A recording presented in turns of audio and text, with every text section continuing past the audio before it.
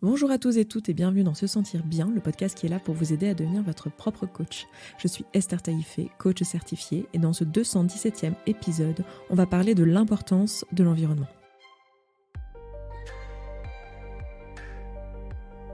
Chaque vendredi, on parle vision du monde, dev perso, santé mentale, relation à soi et relation aux autres.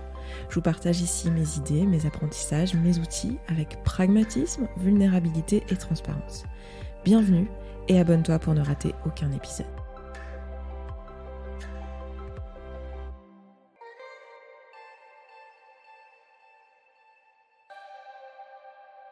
Vous avez peut-être déjà entendu cette phrase qui est que vous êtes la moyenne des 5 personnes que vous fréquentez le plus. Les 5 personnes les plus proches de vous, qui vous influencent. Autrement dit, ce qu'il y a derrière cette idée, c'est qu'on est influencé par notre environnement, on est influencé par les personnes les plus proches de nous et par leur façon de penser. En fait, derrière cette idée de on est la moyenne des gens les plus proches, en fait, ce qu'on veut dire, c'est qu'on est nourri en permanence des pensées des personnes qui sont les plus proches de nous. C'est-à-dire qu'on partage leurs idées dans le sens où on n'est pas forcément d'accord, mais dans le sens où on partage littéralement, c'est-à-dire qu'on en parle, on est au contact de leurs pensées, de leurs idées, de leur vision du monde. Et du coup, ça nous influence dans notre propre vision. Soit parce que ça finit par nous convaincre d'une certaine manière, un peu d'éteindre sur nous et nous donner la même couleur, quoi. Je vais rester dans l'analogie de la teinture, dans la comparaison de la teinture. Soit parce que en fait, ça ne nous ouvre pas de toute façon à une autre vision. C'est-à-dire que même si on n'est pas d'accord et que par pas mal de chance ou de succès à ne pas se laisser influencer par l'autre, on n'adhère pas, on n'a quand même pendant ce temps pas d'autres personnes qui nous influencent, parce qu'il se trouve qu'on a un peu un esprit qui est limité dans la capacité d'information qu'on peut recevoir et qu'on peut entendre. Et voilà. Donc autrement dit, on finit par être la moyenne des gens qui nous entourent et qui sont les plus proches, des idées qu'on partage qui sont les plus proches, tout simplement parce que d'une part, c'est celle qu'on connaît, c'est-à-dire qu'il n'y a pas d'autres choses qui peuvent venir à notre esprit, d'autres visions du monde qui peuvent venir à notre esprit.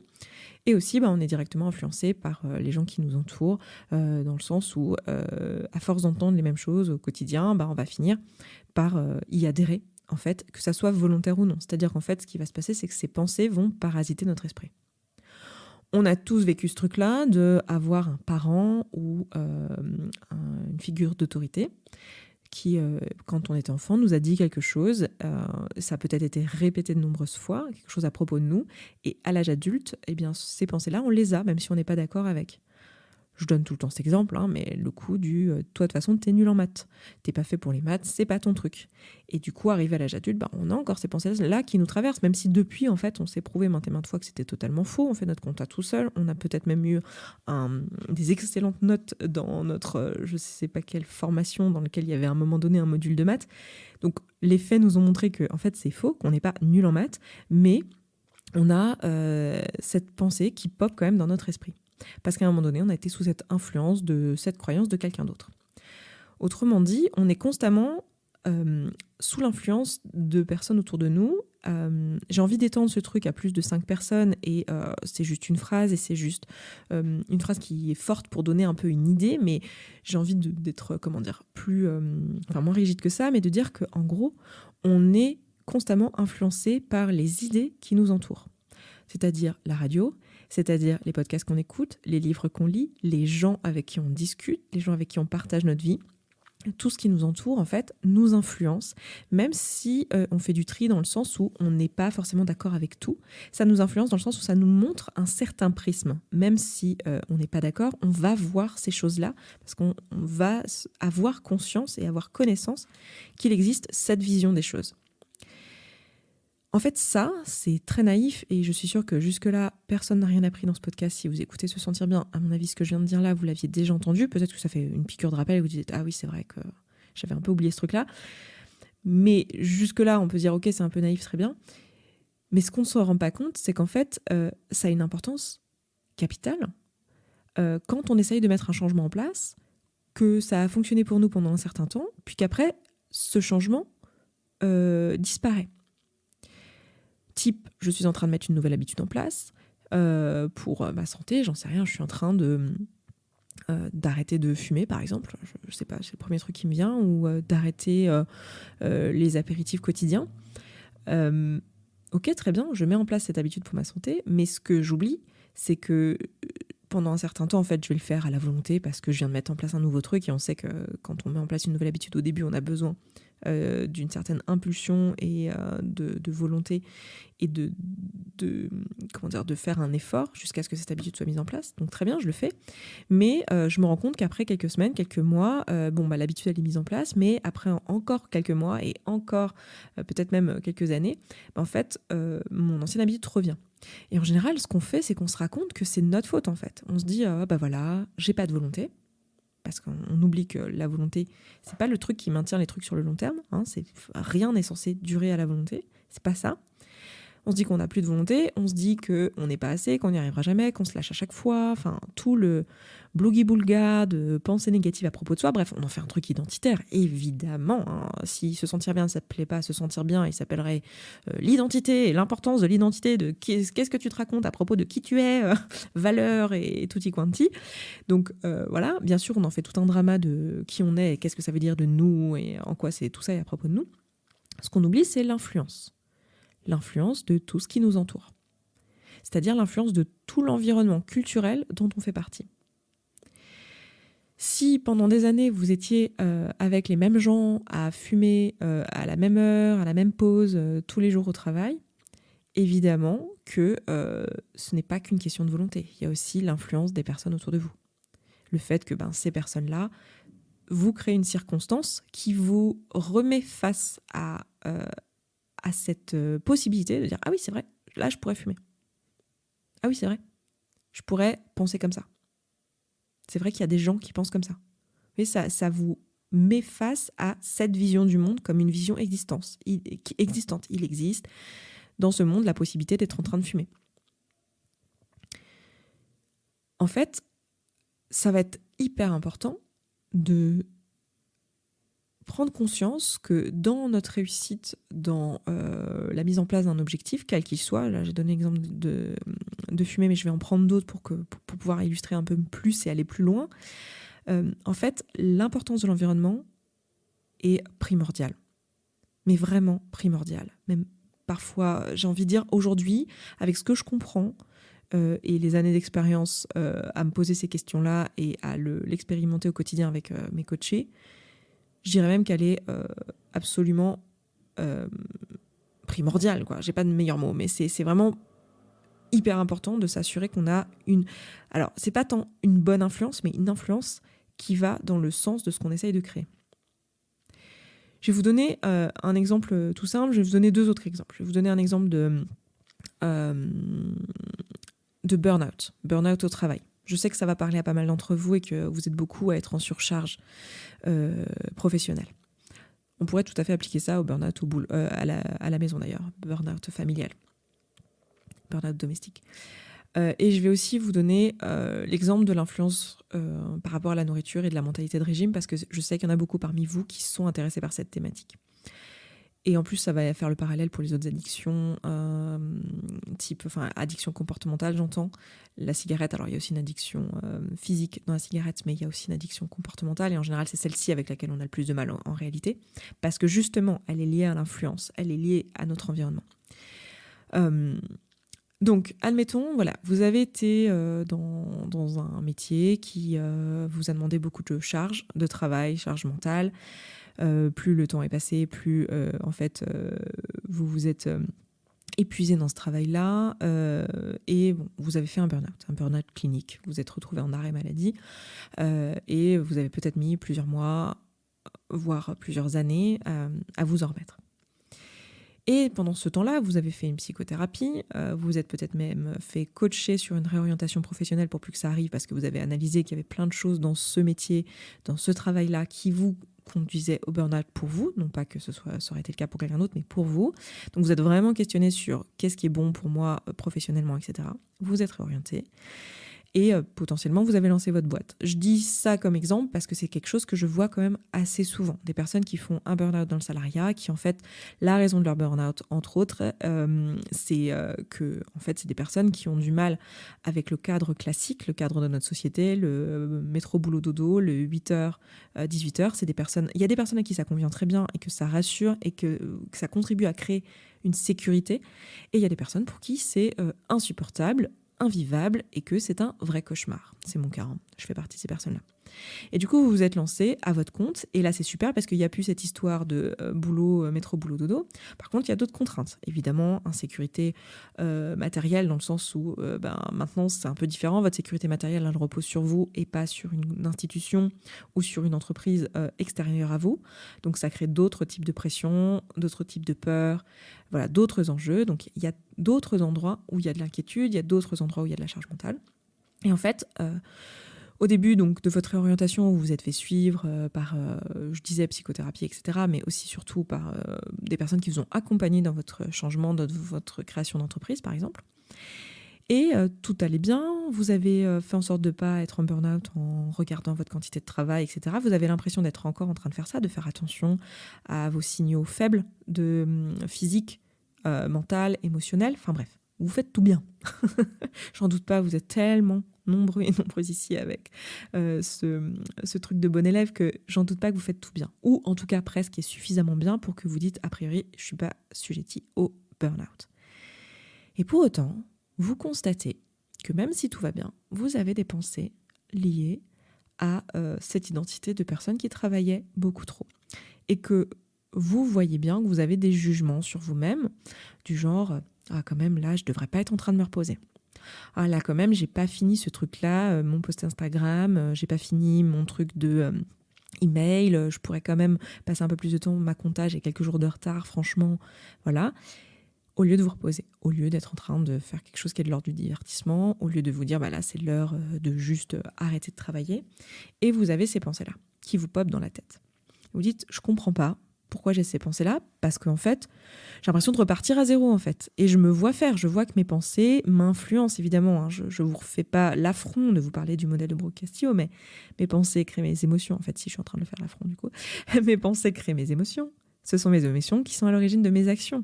Donc, et c'est mes actions qui créent mes résultats. Donc, si je me raconte dans ma tête, sans le vouloir, que en fait, ça serait quand même mieux de bosser un peu plus et que quand même, peut-être que je me repose un peu sur mes lauriers et que je suis quand même une personne un peu feignante, quand je me dis non, en fait, je vais aller me poser au café et manger un cookie et profiter de mon bon temps en matant la dernière série parce que j'ai envie.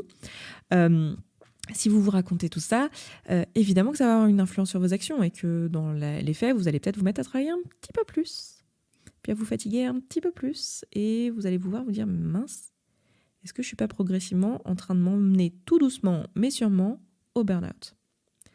Et c'est là, typiquement dans cet exemple, que vous allez vous dire mon Dieu, mais je retourne dans mes vieux travers. Cette phrase, je crois que cette phrase je peux plus. Je reviens dans mes vieux travers, comme si c'était à propos de vous. Mais pas du tout. Regardez cet exemple. Vous êtes en train de vous reconnaître dedans, alors que je suis littéralement en train d'envoyer cet exemple à des milliers de personnes qui vont se reconnaître dedans. Donc, est-ce que vous pouvez juste voir que ce n'est pas à propos de vous? Ce ne sont pas vos travers et ça n'est pas à propos de vous. Je vous secoue un peu là. Mais c'est gentil. Je secoue votre ego, en fait, pas vous. Parce que je vous aime. Votre ego aussi, en fait. En vrai, je l'aime. Je sais pas pourquoi je vous dis ça. Bref. Du coup, est-ce qu'on peut voir que c'est pas à propos de nous et est-ce qu'on peut voir qu'il se passe un autre truc du coup? En fait, ce qui se passe, c'est qu'on vit dans une société qui a tout un tas de valeurs et que vous avez autour de vous des gens qui ont tout un tas de valeurs, très probablement très très proches de la société dans laquelle ils sont, parce qu'eux aussi sont influencés par cette société-là. Il y a toute une culture.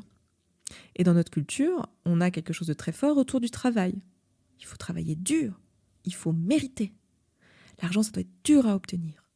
Il faut travailler de longues heures, sinon on n'est pas une bonne personne. Ça, c'est imprégné dans notre culture. Alors c'est en train de changer parce qu'on crée notre culture, hein. Tout ça, ça fait écho. C'est-à-dire que nous, en tant qu'individus, on influence la culture dans laquelle on baigne, qui nous influence nous en tant qu'individus. Donc tout ça progresse ensemble. C'est-à-dire que nous, en tant qu'individus, on fait « non, je ne suis pas d'accord avec cette vision du monde ». On en propose une nouvelle et puis progressivement, ça fait son petit chemin auprès des autres individus. Et tous ensemble, du coup, on fait évoluer la société. Mais il est quand même, on est quand même forcé de constater que actuellement, c'est encore une culture autour du travail et de la dureté du travail. Il faut faire de longues heures pour être une bonne personne et montrer qu'on est impliqué dans ce qu'on fait. Et si on ne le fait pas, on va se sentir coupable parce que ça veut dire qu'on n'est pas assez bien.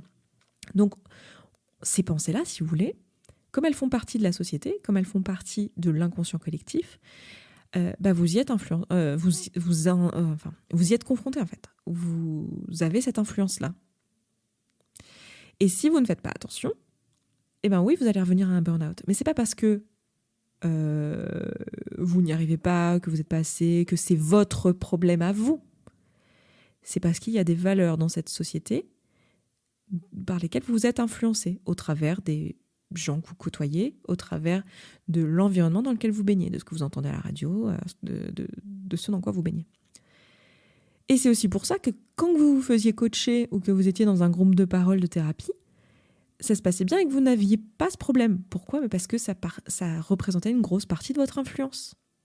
En fait, l'influence, vous êtes allé chercher une influence différente. Vous êtes allé chercher un environnement qui était différent. Vous êtes allé chercher des personnes qui ne pensaient pas pareil et vous êtes allé chercher du soutien pour vous aider à ne pas penser de cette manière-là. Et en fait, ce qu'il faut comprendre, c'est que si à un moment donné, les valeurs de la société et donc tout la pensée collective qui va avec ne nous convient pas et nous amène à des comportements qui nous font du mal et qui ne sont pas, en tout cas, la personne qu'on a envie d'être et la personne qu'on est réellement et ce qu'on veut vivre, en fait, il faut comprendre que, comme c'est la pensée par défaut, va falloir rechercher une influence différente. C'est-à-dire que si on ne fait rien, si on fait juste un coaching pendant un certain temps ou, j'en sais rien, une reconversion et qu'on est entouré dans un incubateur par des gens qui font comme nous, puis qu'après, une fois qu'on est lancé, on se dit « c'est bon, j'ai plus besoin d'incubateur », ce qui est vrai, et qu'on continue notre vie, parce qu'il faut comprendre, c'est qu'on va se faire influencer par la pensée collective majoritaire. Et la pensée collective majoritaire, c'est que être entrepreneur, c'est super dangereux, que la sécurité du salariat, c'est quand même vachement mieux, et tout ça. Et que travailler plus, c'est mieux, et toutes les pensées de burn-out que je vous disais tout à l'heure, en fait. Donc, autrement dit, si on ne fait rien, oui, le comportement par défaut et les pensées par défaut reviennent. Je vais donner mon deuxième exemple par rapport à la nourriture. C'est la même chose. Si vous êtes dans une démarche de changer votre relation à la nourriture, que vous vous êtes rendu compte qu'en fait, vous ne répondiez pas à vos besoins et que à la place, vous les tamponniez. Vous tamponniez vos besoins, vous avez des émotions désagréables qui vous indiqueraient qu'en fait, il y a des besoins qui ne sont pas remplis. Vous n'êtes pas à l'écoute, soit parce que vous ne comprenez rien à ce que vous ressentez, soit parce que vous n'êtes même pas au courant que ça a un lien et que les besoins, en fait, c'est un vrai truc.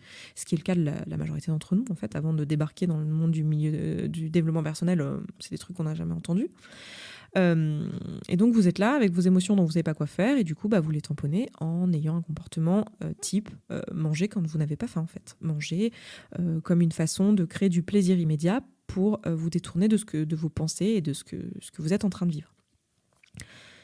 Le truc, c'est que si vous vous faites coacher là-dessus, ou si vous, sans parler même de vous faire coacher, mais vous décidez de vous intéresser à cette question, de lire des livres sur le sujet, de vous faire influencer par des podcasts, en écoutant par exemple Se Sentir Bien, et d'autres podcasts sur cette thématique, ou sur ces thématiques-là, autour de l'amour de soi, autour de répondre à ses besoins, autour de changer ses habitudes, etc., etc.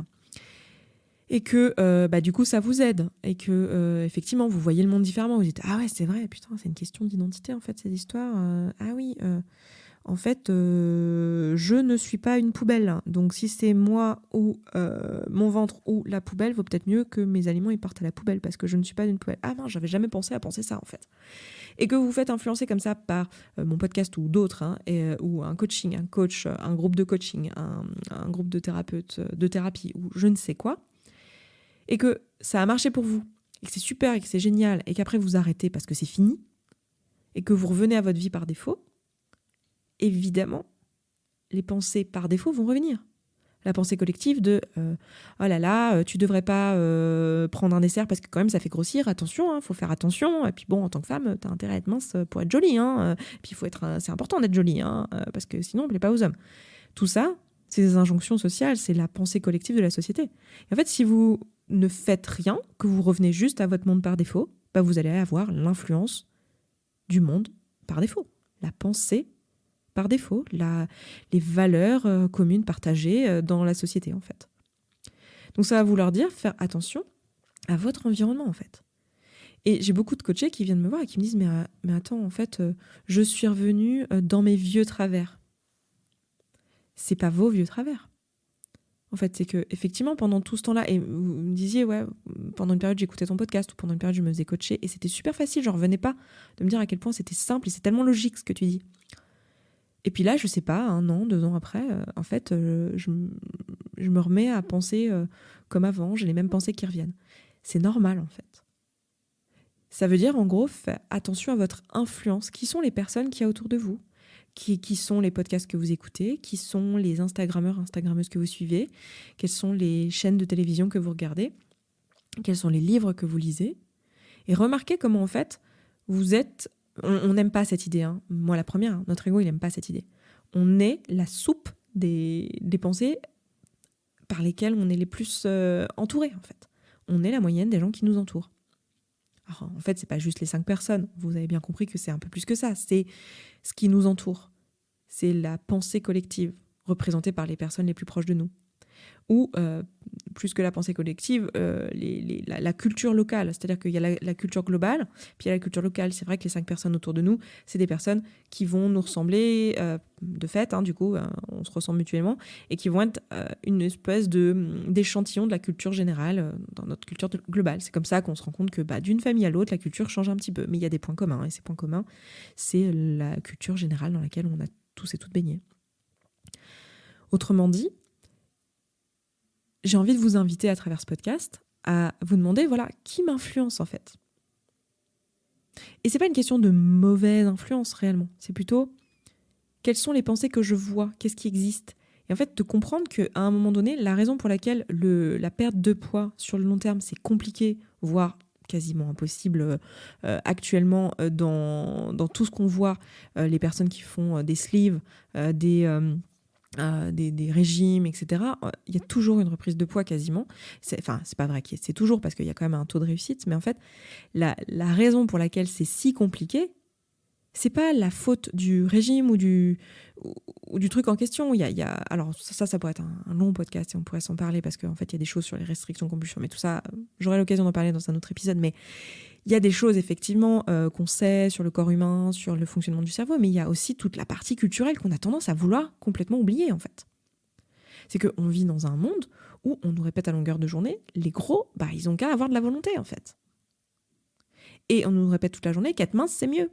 Et on le voit et on baigne là-dedans. Donc même si vous êtes là en train de dire non mais en fait, moi les pensées de régime j'en veux plus, la façon de penser sur ces sujets-là j'en veux plus, en fait, par défaut, vous allez y être confronté. Et c'est en ça que ça va être compliqué, en fait, de plus les avoir du tout et de en être sous zéro influence. Et donc, c'est en ça que je dis que c'est quasi impossible de plus jamais avoir cette problématique avec la nourriture. En fait, c'est possible dans un cadre où, en fait, vous arrivez à devenir hermétique à cette influence de la société sur ce sujet-là. À échelle globale sur votre vie, pour moi, c'est impossible. Hein. Penser qu'on peut être complètement hermétique à la société et à l'influence globale de notre culture, moi, j'y crois pas une seule seconde. On peut peut-être sur un domaine précis, mais c'est du travail en fait. C'est réellement une mise de conscience sur un sujet. Et ça, c'est vraiment primordial en fait, de se rendre compte que vous êtes perméable aux pensées des autres en fait. Vous allez les absorber que vous le vouliez ou non.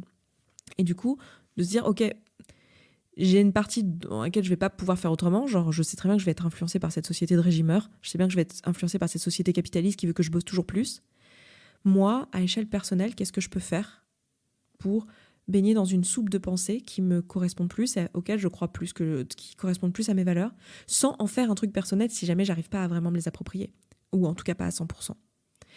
Et pour moi, c'est ça qu'on fait dans la commu, c'est ça qu'on fait dans le programme Coup de main, c'est ça qu'on fait dans le Mastermind WoMind, à différentes échelles, à différents niveaux, de différentes manières. C'est ça qu'on fait même dans ce podcast. C'est ça que je fais sur la chaîne. C'est essayer de vous proposer une autre vision du monde et une influence qui est différente. Et je suis sûre que c'est ce que vous faites en fait quand vous rejoignez la communauté, quand vous rejoignez Coup de main, quand vous rejoignez WoMind, quand vous rejoignez le podcast. C'est ça que vous êtes en train de faire.